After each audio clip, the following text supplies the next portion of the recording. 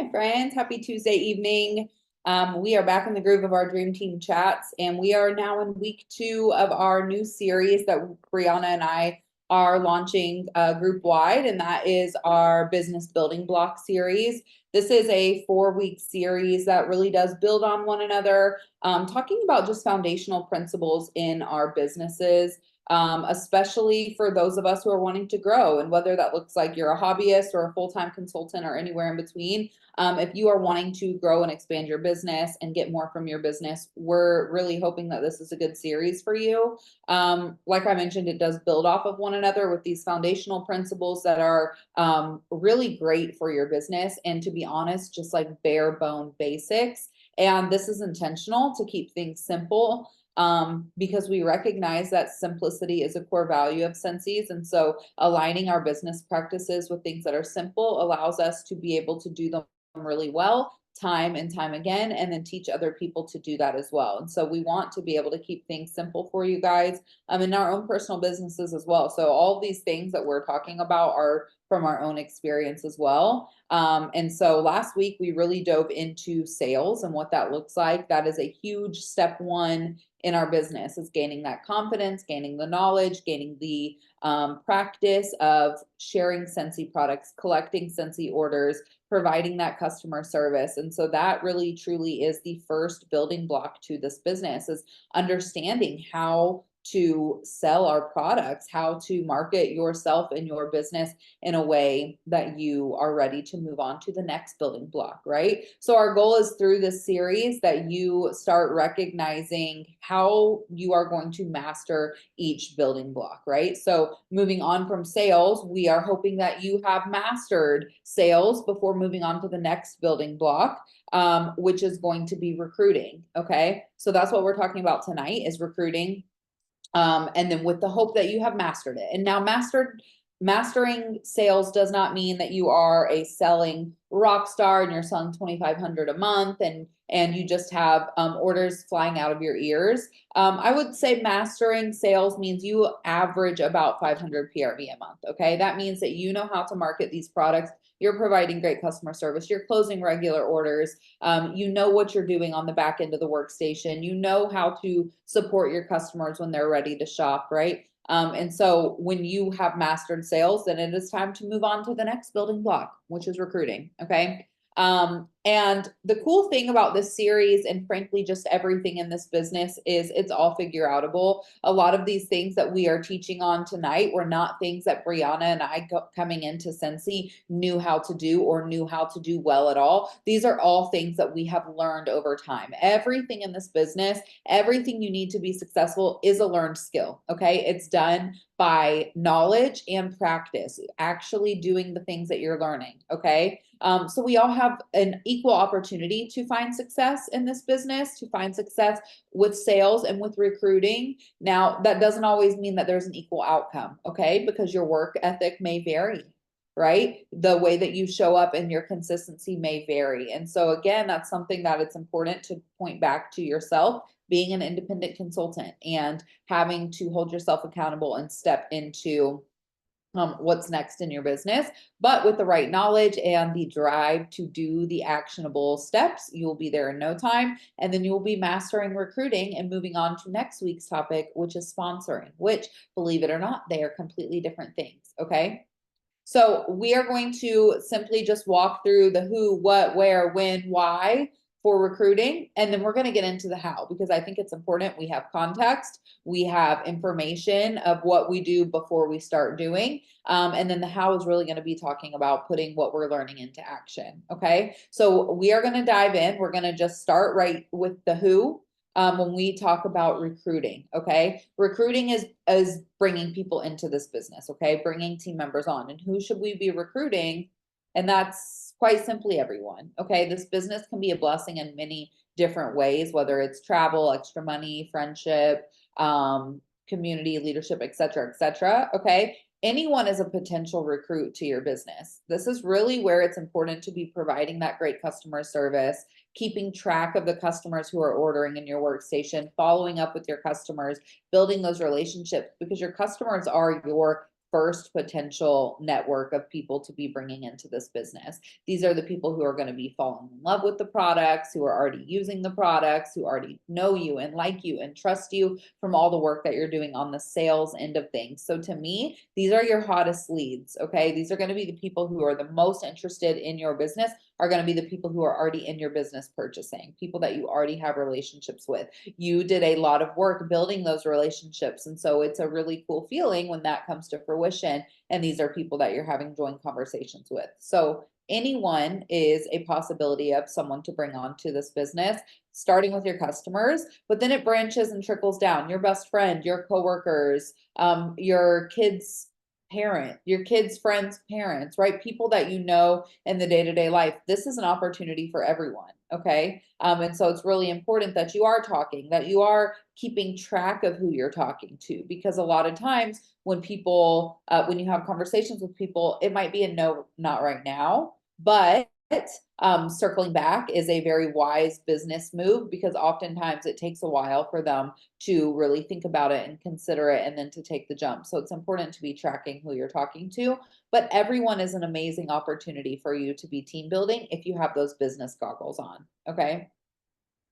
Okay, so let's talk about like what actually the difference between recruiting and sponsoring is, okay? Recruiting is the actual action of bringing someone into this business, closing the deal, having those conversations, answering their questions, getting them into this business, okay? And this is why it's really important that you lead with knowledge when you start asking people to join your team, okay? It's important that you are a knowledgeable consultant about what is available to these people that would possibly be joining you, okay? It's important to know what is in our starter kits. Super important, you guys.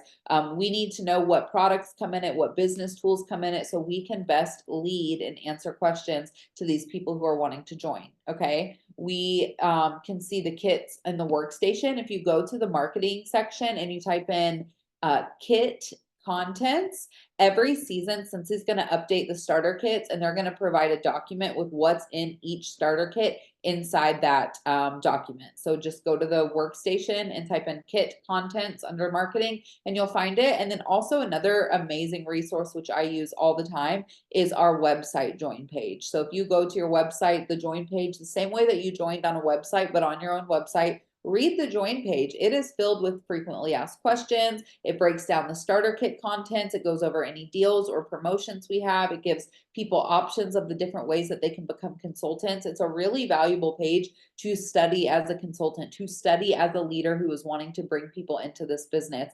And so it's very important that we recognize the different types of kits we have available. Right now, this month in September of 2024, we have 3 starter kits available. We have the traditional $99 kit with more full-size products and more business supplies. This is the traditional kit that we usually have, or that we always have available 100% of the time, is our traditional $99 starter kit. We also this month have a $40 fall business kit with a mini warmer, fragrance flowers, 3 fall bars, a few catalogs, testers, and some business tools. This is a really great starter kit for people who maybe are using Scentsy, but they're not quite sure they want to build a business with it. Or maybe they don't have the extra funds to splurge on the $99 kit, right? Communication will help you determine which kit is going to be best for them. But those are our 2 just traditional starter kits for this month. And then we also always have a $59 host exclusive kit. This kit is available when you're closing out parties. So you are able to offer your hostess or a customer of yours a $59 starter kit every single time you close a party order, okay? You utilize the host rewards for this, so they can join for as little as $0 up to $59. It's a smaller starter kit, okay? And you plug it in when you're closing out parties. So if you have someone that's wanting to join with the $59 host exclusive kit, you'll make them the host of a party, whether it be the party that they just hosted on doing a Facebook party, or if you have a local order closing out where it's your own personal party, you can change them to be the host. Okay. Then with your host rewards, say you have $75 in free credit, you'll plug in that host exclusive starter kit. It's $59, but it will use 59 of the host credits, meaning it's $0 out of pocket. Or If you had $75 in host credit, you could use $74.99 of the host credit. And with that remaining 1 cent, you can plug in that $59 host exclusive kit. So your host can be joining for $58.99. Okay. And so this is a really great way to bring people into this business at a discount. It's a really valuable tool for us to use, especially in the fall where we seem to be closing out parties left and right. It's a really great option to offer for the people that you're talking to. Okay. So I think it's super important that we are knowledgeable about the different kits that are available for us as consultants, because when we are having conversations, it will make us confident in the things that we're talking about, having that knowledge. So make sure you spend some time doing the research on that. Okay. And research what types of kits we have and ask questions and watch trainings on things if you feel confused about that. But we have amazing opportunities with those different starter kits. Okay. Okay. When is the best time to recruit someone? Okay. I start my month every month, it being the best month to recruit someone. I can always find a good reason why now is a great time or this kit is an amazing kit. It might change, the demographic of who might be best for it might change month after month, but the opportunity to be excited and for people to join your team every month is absolutely there. Okay. Pick a reason, find a reason why this month is the best month to be adding people to your team. For September, it's the beginning of the fall season. People are ready for their fall and winter goodies. People are shopping and people are stashing things away for Christmas. Now is a really great time to jump in, get that momentum going, and make some extra cash for Christmas. So right now, September is the best month to join. Okay. October is a really great month because it's 2 paychecks away from Christmas and we have amazing holiday stuff coming and people love their holiday Scentsy and we have a lot of LTOs dropping, right? So every month there is going to be an amazing reason why now is the best time to join. Okay. Think incentive seasons, catalog transitions, double amazing join kits, right? There's always a bunch of reasons why now is the best time. That's going to be a perspective from you though. That's going to be a perspective shift that is on you to carry and on you to frame with your customers. Okay. So when is all the time, but you have to figure out what makes this month so amazing. Okay. And that's where your relationship and your opinions and your input matters to your people because you're back in building block 1, doing the steps to have them know you, like you, trust you. Okay. And so you're building on that when you talk about why now is the best time to join. Okay. So that's when. Where, let's talk about where.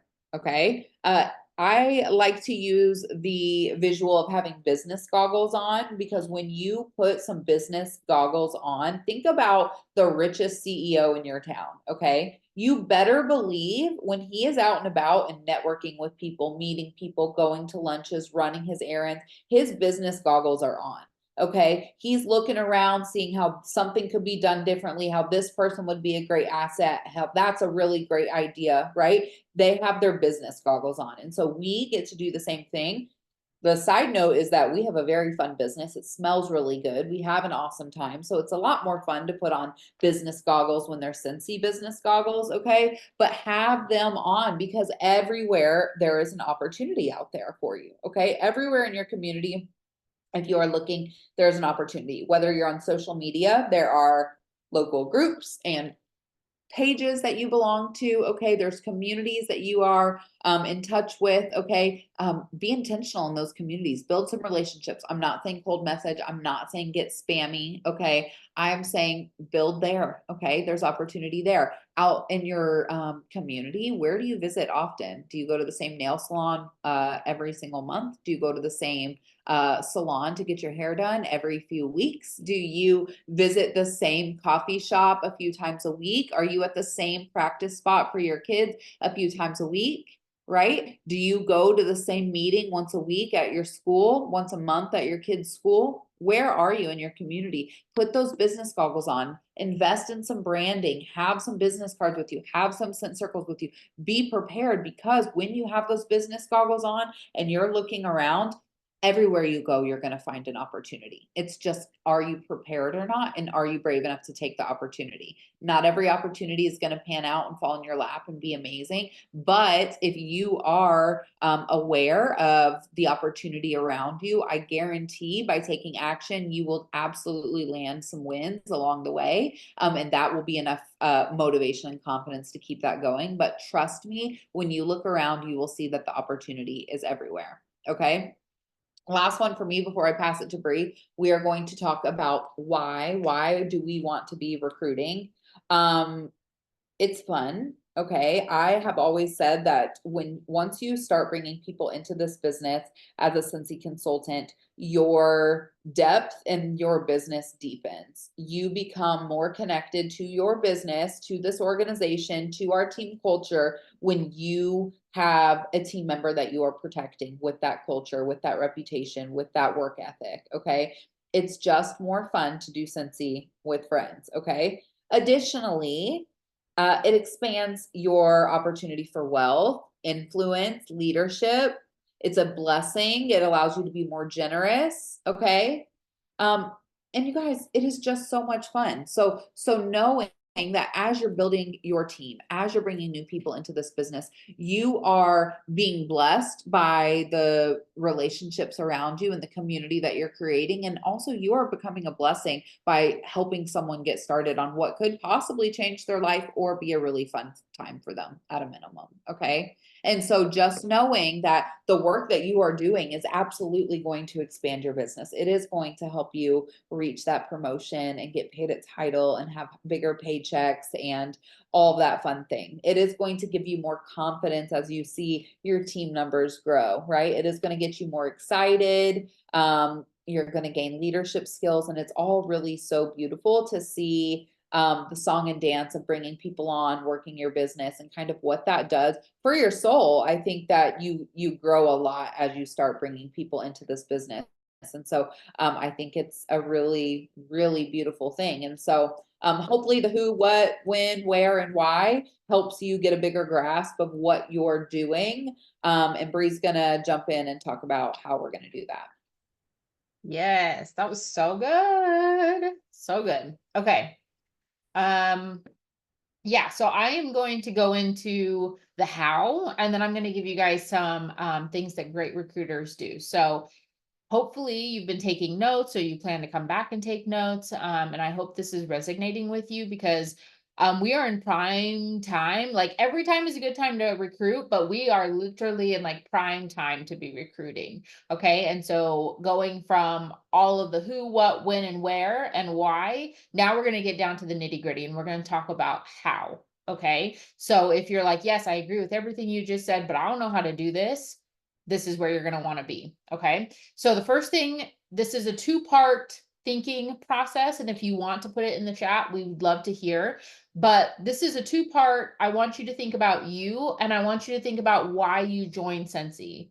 And the second part of that is I want you to think about why you chose Scentsy over other business opportunities.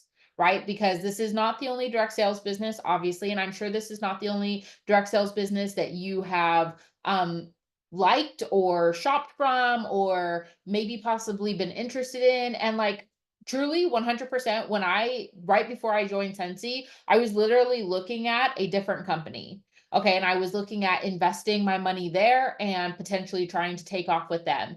But the reason that I chose Scentsy was because of the longevity of the business that they already had and the really rave reviews about Scentsy and how durable their products are. And honestly, the no risk kit was a huge deal to me because the other business offered a really high price package and there was a lot of risk with that.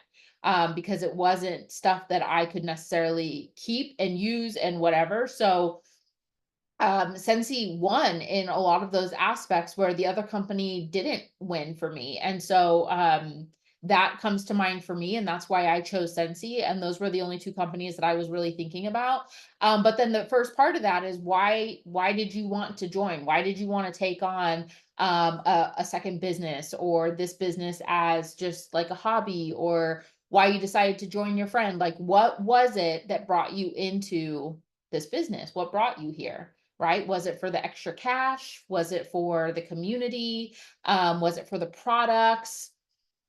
All of that I want you to have in your mind, because what you're going to do then is you're going to turn around and look for people who have the same mindset as you did, right? So you're going to look for people who are potentially looking at other options, right? Are strapped for cash, right? Or who are looking for community, or who love the products, right? Alex talked about recruiting your best customers, talking to your best customers about this opportunity.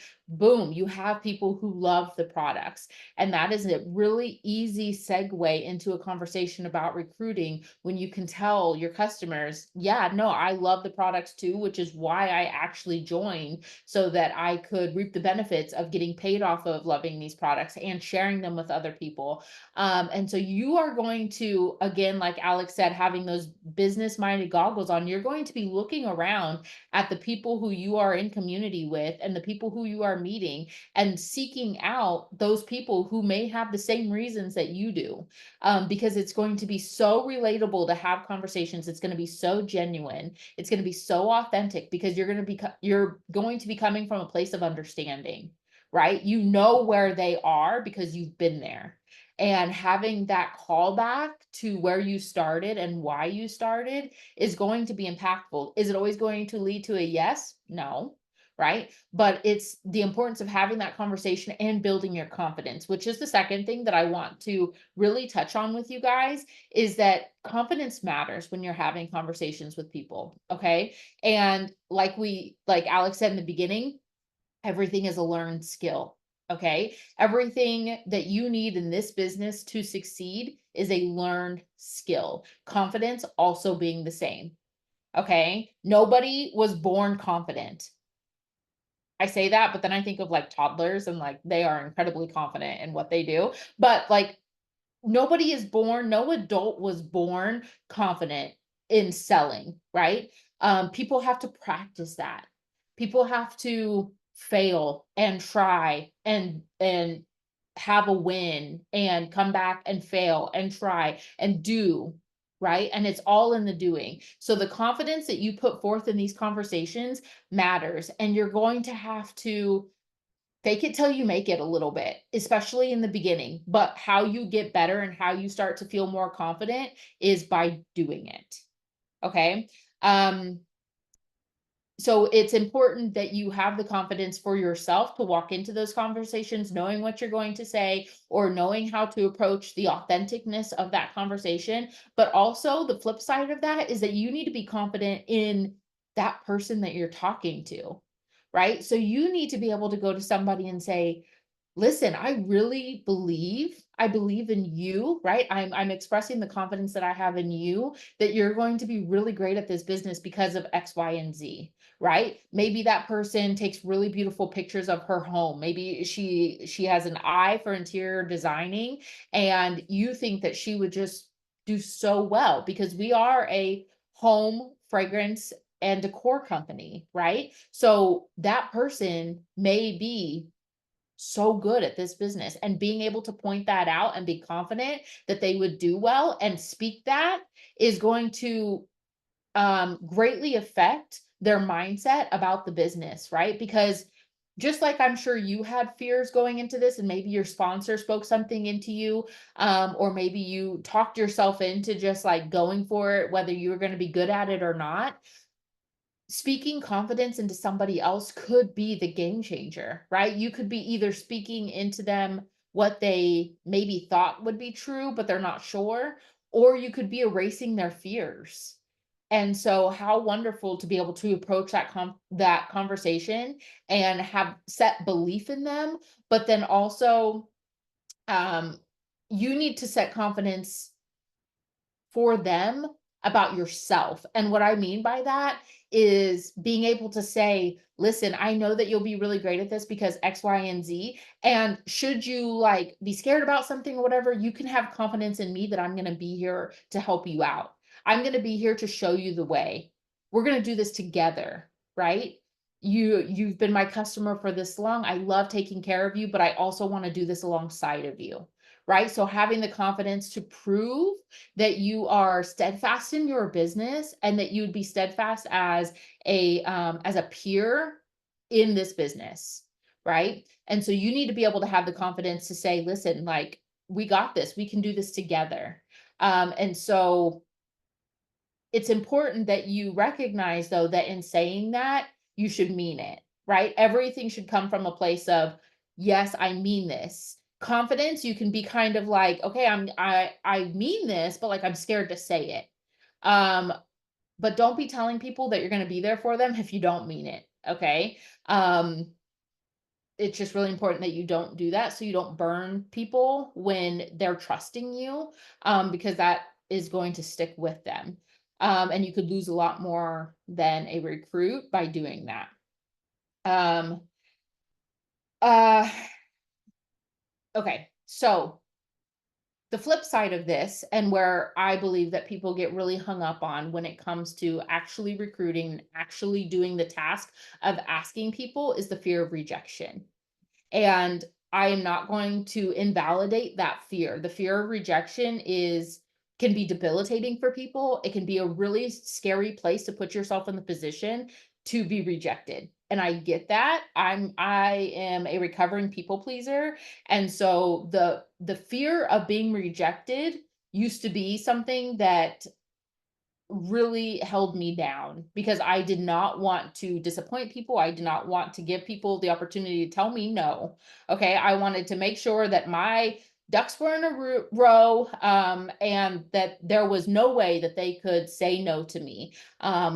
Pre-Sensi, right? So, like anything that I was doing. But when I approached this business and I recognized that this business is not going to be for everybody at the moment that you ask them. And sometimes it's not going to be for that person ever, but don't count people out, first of all. But second of all, you have to ask yourself, and I love this, Dr. Phil. I like Dr. Phil. I love Dr. Phil because when he talks about what if scenarios, so when you're talking about asking somebody to join, and then you're like, oh my gosh, what if they say no? It's like, okay, play that all the way out, right? Because you get to the scary part in the story and we tend to stop and we tend to focus on that. Right? We put all our energy on the what if they say no, and you get all like these like heebie jeebies inside and you get nervous, and analysis paralysis causes you to just stay there and you're stuck. And then you refuse to move forward and you refuse to actually do the action. And you put yourself in a position of just never knowing because you're stuck on the no. Okay. But play that scenario out all the way. What if they say no? What if they say no? What happens? Nothing. I mean, yeah, they said no. And yes, it may sting. And it might feel personal to you. I know we like to like brush it off and be like, what's not about me? It's just about the business. And like, yes, that is true. Okay. That it's not personal to you. But the reality of it is that we are investing so much of our heart and our time into having these conversations with people, into working our business, into loving the products and sharing the products and making it a part of our lives. And we love it so much. This is a business that we cherish. I know I cherish it. Right. And I eat, breathe, sleep Sensi. Like that is just a part of who I am now. And so it does mean something when I'm extending it to somebody and I'm asking them to join me. Right. There's potential that I see in you. I've worked myself up to this conversation to have the confidence and to believe in you. And if you tell me no, yeah, you know what? There is a part of me that's like, okay, yeah, but I do think you'd be really great, right? There's that part of you that wants to, okay, and some people shy away. It's the fight or flight kind of feeling. Um, and it's okay for it to feel personal. But what we need to train ourselves to do, and what I think that I've gotten really good at, and I think Alex has gotten really good at, and some people here on the team have gotten really good at, is automatically when somebody tells you no, you need to you just need to add on to it in your head, right? And you just need to say, no, not right now, right? Finish their sentence for them. Because the truth of the matter is, if somebody tells you no right now to your ask, your business does not fall apart. You are not a bad person for asking. Your world is not shattered.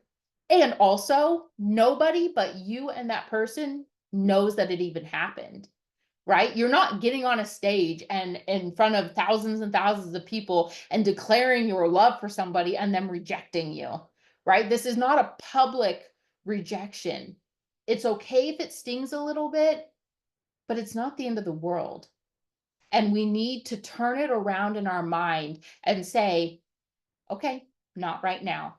And you make note of that. You keep track of the people that you're asking and you make note of it. So when they say no, you put no, not right now, or not right now, right? And then you can come back to that later. You pick a time frame, whatever their reason is, you can gather that information, because most of the time people will tell you what their reason is, and it's tied to a fear. And we talk about excuse busters and things like that, and that's a great way to implement those kinds of things and have continuous conversations, but sometimes their answer is no. And a lot of the time, people have made up their minds before you even step into that conversation.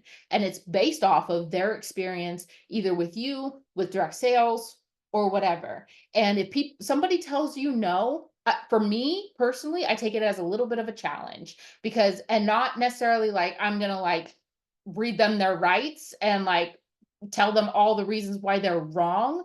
But if they're like, I don't really want to be a salesperson, or I'm not much of a salesperson, or I don't have time, guess what I'm going to be focusing on for the next month or two when I'm talking about joining? Because they're still watching me. I'm still their consultant. I'm still their friend. So when I'm talking about the join opportunity, I'm going to be talking about how I'm a busy mom. I've got things going on and I've got the same 24 hours. Here's how I'm working my business. Here's how I'm doing this in the hour that I have today. Or, I sell these products, but I sell them by taking pictures of them and explaining why I love them. Like that's my sales tactic. Okay. And so I'm showcasing how I do things to combat their fears. Okay. No is going to happen. In fact, we're going to talk about it a little bit in the next part, but asking as many people, it is kind of a numbers thing. So you're going to have to get comfortable with stepping into as many conversations as possible, genuine conversations, and you're going to hear no much more than you're going to hear yes. That's just point blank stats right there. That's fact. You will hear no more than you hear yes. So you better get used to it. You better get comfortable with it. And it's not a bad thing. So, last things that I'm going to throw at you, I'm going to talk about the 4 things that great recruiters do. So if you've heard nothing else, I want you to hone in on these 4 things. And the first one is you have to have great recruiters have lots of conversations.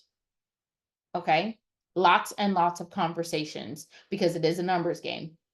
The stats tell us you have to have 11 conversations to get 1 yes. That's not like set in stone, but statistic wise, that's what we're looking at.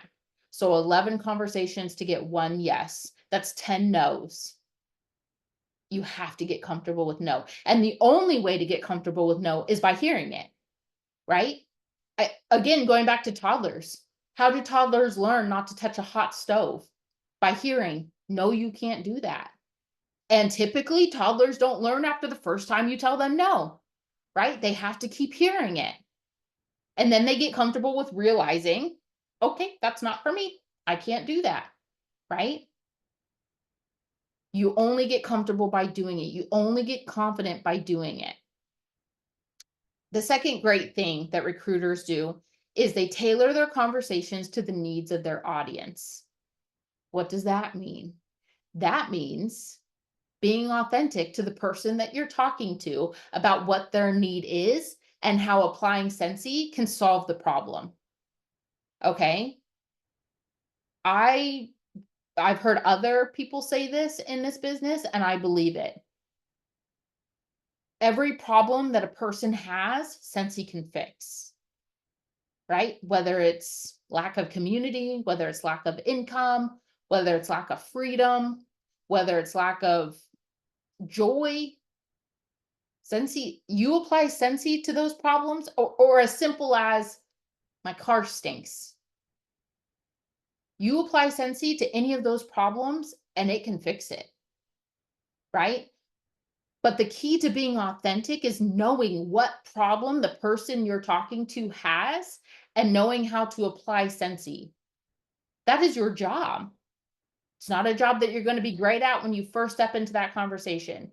Your first conversation may look really messy, but great recruiters continue to have conversations and continue to get better at it and continue to put on their business goggles and see, and to be able to figure out the problem like that and know what solution fits.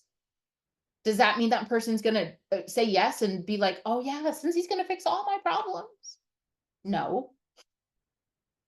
But that means that you're going to continue to build up your confidence and you're one step closer to your next yes. Paying attention to the needs and applying Sensi is what great recruiters do. Number 3, the third thing that great recruiters do is we don't word vomit. And I'm saying we as in all of us, because I'm including all of you, because after this, you guys are going to become really great recruiters. We don't word vomit. We only answer the questions that are asked. And this is really hard to do because going back to this business meaning so much to us and being really excited, and especially when somebody like starts having the conversation with us about joining, we can get really excited and we can get really pumped up. And what tends to happen, I know for me, because I like to talk, when we get really excited, we start talking a lot and we start answering questions that weren't even asked, and it becomes extremely overwhelming. And I'm sure you all have been there, maybe not in direct sales, but if you've ever walked into a Costco or if you've ever walked into a car dealership and you're like, oh yeah, Verizon person at the Costco, when does the new phone come out? And they're like, oh, come on, let me show you to the booth. If you want to upgrade your phone, it's this one. La, la, la, la. It's like, oh my gosh, I was literally just asking when Apple was coming out with the next iPhone. Okay. The best of intentions can still be presented the wrong way. Okay. So when you're having a conversation with people, just simply answer the question that was asked. So if somebody were to ask you, what's my discount when I join? What's my discount on the products? What are you going to say? Are you going to read them the entire compensation plan, explain to them how parties work? How are you going to answer that? My answer would be your discount comes in the form of hosting your own parties, which you get to do as a consultant. So you get the same discounts as hosts do. And then you also get paid commission on it. I didn't need to go into the compensation plan. The thing is that you'll get there when you get there. But by word vomiting, you may never get there because that could overwhelm a person so much that they shut down. They're like, whoa, this is too much. And we have to resort back. If you're confused, if you're feeling like you're going a million miles an hour, if you're not sure what to say, resort back to our core values. Simplicity. The simplest answer is the best answer. You want to leave them wanting more from you. Wait, how does that work? I get to be a host? Can you explain that to me? How much commission do I get paid? Yeah, let me answer those questions. I'm a feed you bite-sized pieces of this answer. And again, I'm gonna refer back to mom life because that's the season that I'm in. My kids, when they ask me a question that is like a 18-year-old question, but I need to answer that, but I need to answer it at a 9-year-old level. I'm not going to jump a bunch of ages to give them the answer, even though it's the right answer, right? That's the right answer to give them, but it's not appropriate for where they're at, right? So I'm going to feed them a bite-sized bit of the truth. And then we can continue to have conversations that stack on top of that when they're ready, right? When I feel like they're ready. Same thing with your new recruits. Once they hit that join button and they continue to come to you with questions, then you can continue to build on it when they have a better understanding of, oh, wait, okay, I get it. I opened my launch party and now I see what the rewards look like. Okay, now I understand that the purchases that are coming in, I'm making 20% commission or 25% commission. Okay, that's all going to be part of their understanding, but they're not going to understand if you throw it all at them at once. Bite-sized pieces, do not word vomit. The fourth thing that great recruiters do, very last thing, and this is hard for me. I'm one of these people. I'm getting better at it though, I believe. Great recruiters are great listeners. So going back to the third one, right? We need to listen for the question that was asked and not word vomit. But even before we're having a joint conversation with people, we're listening. We're paying attention to what people are telling us, right? This is how we build intentional, authentic relationships with the people around us, with the people already on our team, with our customers. We're listeners. And sometimes it can be really hard to be good listeners because we're in the position of customer service. And so we have the answers and I want to give them to you and I'm going to tell you about them. Right. And a lot of our job is talking about how great our products are, and talking about how great the opportunity is. Yes, there is a time to talk about that, but there's also a time to listen. And you can spend a lot more time listening and being able to come up with a concise, quick answer for somebody versus talking for 20 minutes and maybe getting there. We have to be good listeners, great listeners. And again, that comes with practice, right? You may feel like there have been plenty of situations that I've walked away from and been like, that was not my best work. I talked way too much. I did not listen well. I need to do better next time. We're great listeners. So all of this summed up from a recruiting standpoint is going to get us to where we're going next, which is sponsoring, which Alex said in the beginning, they're not the same thing. Recruiting is the action, it's closing the deal.